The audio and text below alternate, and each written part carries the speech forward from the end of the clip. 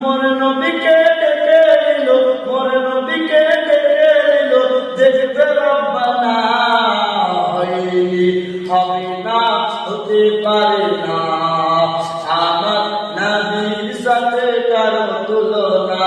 আগো তুলনা তো দূরের কথা, তুলনা তো দূরের কথা, ছায়া মিলে না, হয়নি, হবে না, হতে পারে না আমার নবীর সাথে কারো তুলনা।